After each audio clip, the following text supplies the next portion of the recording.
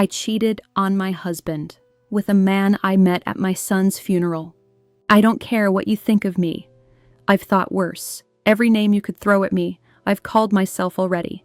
Slut, monster, traitor, grieving lunatic. I've looked in the mirror and whispered them with toothpaste on my tongue. But I still did it. I still chose it. And if you're here for some simple story, some bored housewife with a wandering eye, you're not going to find it. I'm Miriam, 45, former high school art teacher. Now I sell handmade pottery online and barely keep up with shipping. I live in Missoula, Montana. I used to have a son named Jonah. He was 17.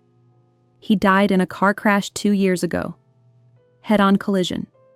A drunk driver, coming back from a bachelor party, ran a red light and hit him just 5 blocks from our house. The impact broke his neck instantly. I was baking lasagna when the cop knocked, and after that, nothing was ever the same. Not for me, not for my husband, Dan, not for the world. There's a silence that comes after you lose a child that I can't explain. It's not peace. It's not quiet. It's like the inside of a vacuum, like you're underwater in a swimming pool, screaming, and no one can hear you. You get used to the muffled sound of your own life. Dan and I had been married 22 years when Jonah died. We'd had the usual ups and downs, fights about money, sex, parenting, whose turn it was to take out the trash. But we were solid, until we weren't. And when we lost Jonah, it was like someone sliced us clean down the middle, and we each fell in opposite directions. He went stoic, stone-faced, got up at 5:30 every morning, went back to work after the funeral, didn't miss a day. He built a birdhouse in the garage and stared at it for hours. He'd sit in Jonah's room without touching anything, like it was a museum. I went the other way. I cried into cereal. I screamed in the car. I started talking to Jonah's pillow, like it could talk back. I stopped cooking. I stopped showering. I wrote his name over and over in my sketchbook, like if I stopped, I'd forget the way it felt to hold a pen. And then there was Caleb. He wasn't family. He wasn't even a friend. I met him at the memorial service. He was the uncle of one of Jonah's classmates. Sat in the back row, dark suit, white scar on his left cheek, like a lightning bolt. He didn't speak to anyone, but he watched. And when I looked at him, just for a second, he looked back like he understood, like he was broken too. I didn't talk to him at the service. I barely noticed him beyond the flash of that scar and the fact that he didn't try to hug me like everyone else. That mattered. I was drowning in touch. People clutching my hands, my shoulders, my back, like I was some relic of tragedy they needed to feel to believe. But he didn't do that. He just looked. 3 days later, I found a note in my mailbox. No envelope, just folded paper. I don't know you, but I lost my daughter 6 years ago. If you ever want to scream at someone who won't flinch, call me. There was a number. I stared at it for hours. I crumpled it, uncrumpled it, threw it in the trash, dug it back out. I didn't call. Not then, but I kept the note in my robe pocket like a secret. Dan never saw it. Weeks passed. The world kept spinning in that disgusting way it does after someone dies. People go back to their normal. You don't. You're left behind, holding a cracked version of yourself that no longer fits. One night, I was in Jonah's room, sitting on the floor, holding a hoodie that still smelled like him. Grass, sweat, some Axe spray he overused. I couldn't stop crying. I was making this awful sound, somewhere between a sob and a growl, like a wounded animal. And I remembered the note. I called. He picked up on the second ring. Didn't say hello, just waited. I didn't introduce myself. I didn't say anything at first. Finally, I said, "What was her name?" He didn't hesitate. "Isabel." We didn't say much else that night. We just breathed into the phone together, and somehow it helped. For the first time in weeks, I didn't feel like I was screaming underwater. We started talking regularly after that. Always late, always in secret. Sometimes just silence. Sometimes stories. Sometimes rage. Sometimes laughter that made my skin feel electric and alive again. He didn't ask for anything. He didn't push. He just listened. And I started to look forward to his voice like oxygen. The first time I saw him again in person was at the grocery store. It felt absurd. I was standing in front of a wall of yogurt, frozen, unable to decide between strawberry and vanilla, because I hadn't eaten a real meal in days. He walked past with a basket. We locked eyes. No smile, just recognition. He didn't say my name, didn't ask if I wanted to talk. He just stopped, turned his cart around and said, "Walk with me." So I did. We walked the aisles like we were old friends. I don't remember buying anything. I remember his forearm brushing mine. I remember his voice being lower than I remembered. When we got to the parking lot, he leaned against my car and said, "You want to get out of here?" I didn't even hesitate. We drove. Nowhere in particular. Just out of the city, past the river, into the kind of dusk that makes you feel like you're in a dream.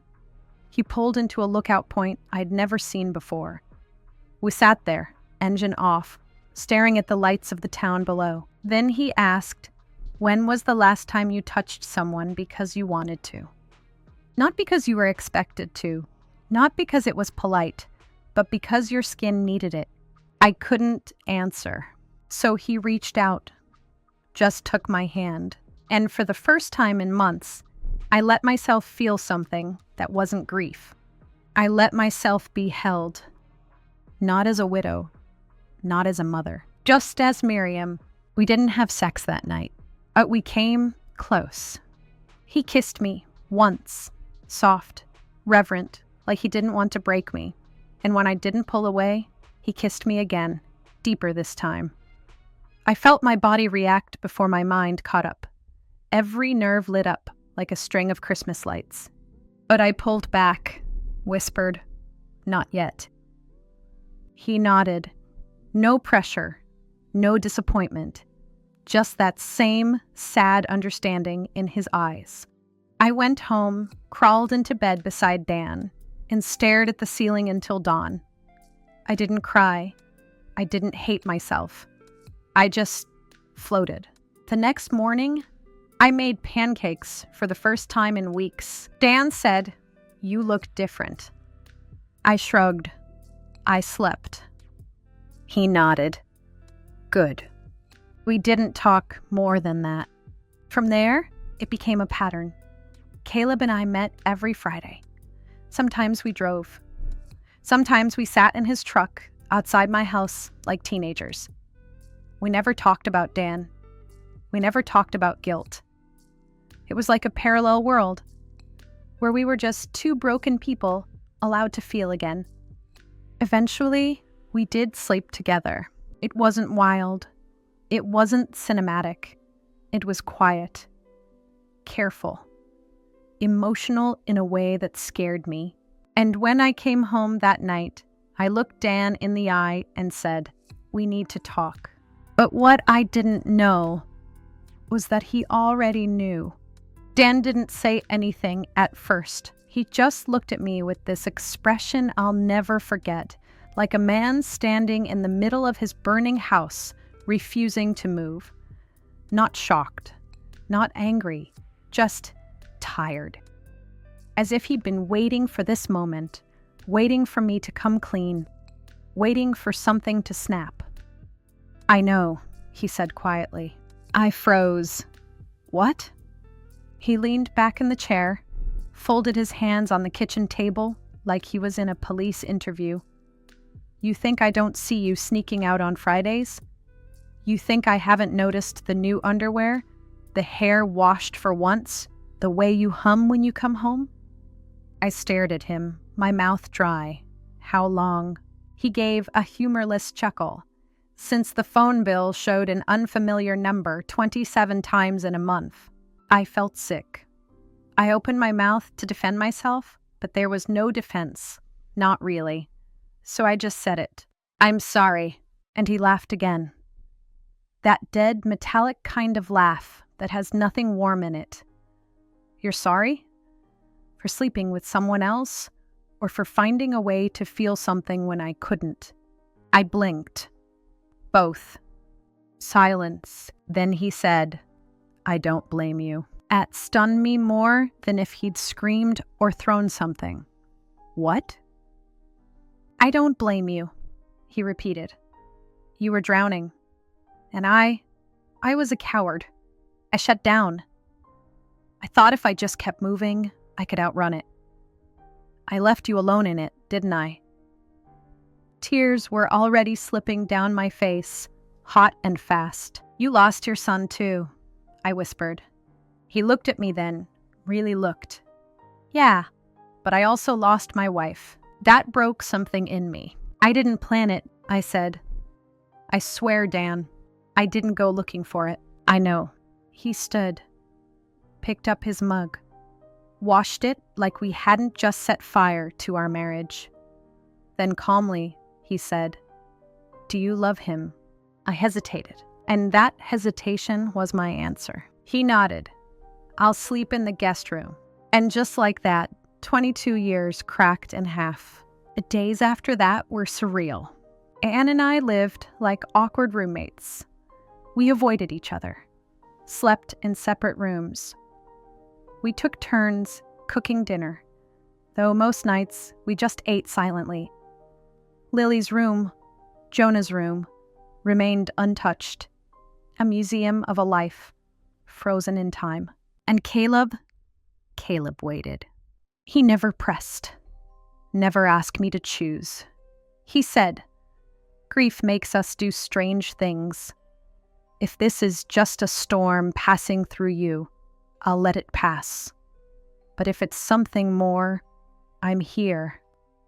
I didn't know what it was. I knew I wanted him, that I felt things with him I hadn't felt in years, that he made me laugh, that he let me scream, that he held me without trying to fix me. But I also knew I still loved Dan. In that messy, complicated, battle-scarred way you love someone who's been part of your blood for half your life. So I did the worst possible thing. I tried to keep both. I told myself I needed time, that I was still figuring things out, that I had a right to my confusion. But really, I was being a coward. And when you lie to yourself long enough, something always breaks. That something came in the form of a funeral. Another one. Jonah's best friend, Mason, overdosed. Fentanyl, 19 years old. I didn't even know he'd been using. His service was small, quiet, painfully familiar. Dan and I went together as a united front, but we didn't speak. Caleb was there too, standing by the exit, hands in his pockets, eyes on me the entire time. After the service, I walked to him without thinking. He opened his arms, and I collapsed into them, right there, in front of everyone, including Dan. Dan didn't yell, didn't make a scene. He simply walked to the car and waited. I broke away from Caleb, my heart hammering in my chest, and whispered, "I need to go." He nodded. "I know." The car ride home was silent, the kind of silence that weighs more than words ever could. When we got home, Dan went straight to the garage. I followed. He was sanding something. A birdhouse, probably. He always turned to wood when he couldn't process emotion. "I'm sorry," I said, for what felt like the 100th time. He didn't look up. "I know you are." I leaned against the doorway. I never meant for any of this to happen. He paused, set the sander down, and finally turned to me. But it did. And now we have to decide. Do we try to rebuild or do we let it fall? I didn't have an answer. I think part of me was waiting for him to make the choice. To either forgive me or hate me. To set me free or fight for me. But he didn't. He walked over, placed a hand on my shoulder, and said, "You need to decide who you are now, Miriam, because you're not the woman you were before Jonah died, and neither am I." I cried that night, harder than I had in months, and not just for Jonah, for everything, for the marriage I'd betrayed, for the version of myself I didn't recognize, for the man who waited quietly while I unraveled. And the next morning, I packed a bag. I didn't go to Caleb's, not at first. I got a hotel off the highway, cheap, clean, anonymous. I needed to be nowhere, to be no one. I stayed there for 4 days. I didn't answer calls. I didn't check my shop orders. I sat with myself, my grief, my guilt, my rage, my regret. And I asked myself a question I've been avoiding for months. What now? It wasn't about choosing a man. It was about choosing a life, a version of myself I could live with. On the 5th day, I drove to Jonah's grave. I sat cross-legged in the dirt and talked to him like he was there. Told him about Caleb, about Dan, about how I'd screwed up.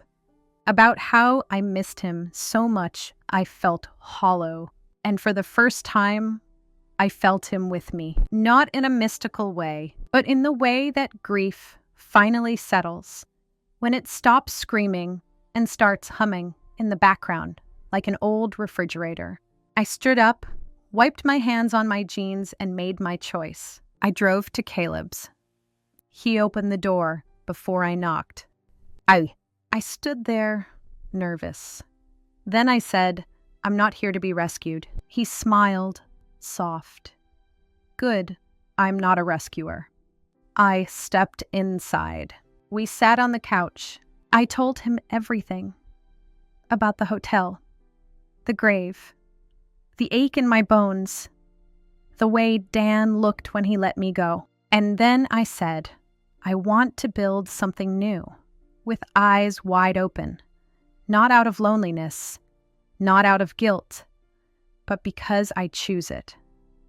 He didn't say anything for a long moment. Then he whispered, "Me too." We didn't kiss. We didn't touch. We just sat there, holding space for the future. 6 months later, I moved into a small rental near the river. Dan and I are legally separated, but we talk. More than we did when we lived together. Sometimes we even laugh. We're working on being human to each other again. Caleb and I are still whatever we are. It's slow, honest, raw. He brought me flowers last week. Not roses, marigolds. Grief flowers, he called them, for remembering and beginning. My pottery shop is back up and running. I teach an evening ceramics class now, mostly to retirees and bored 20-somethings. It's nothing flashy, but it gives me peace. And sometimes, when I sit alone in my kitchen at night, I think about the woman I was 2 years ago. Lost, hollow, waiting to be saved. She's gone. And in her place is someone messy, real, and still healing. I'll carry Jonah with me every day until my last breath. But I've finally stopped trying to live in the wreckage. I'm building something new, one scarred piece at a time.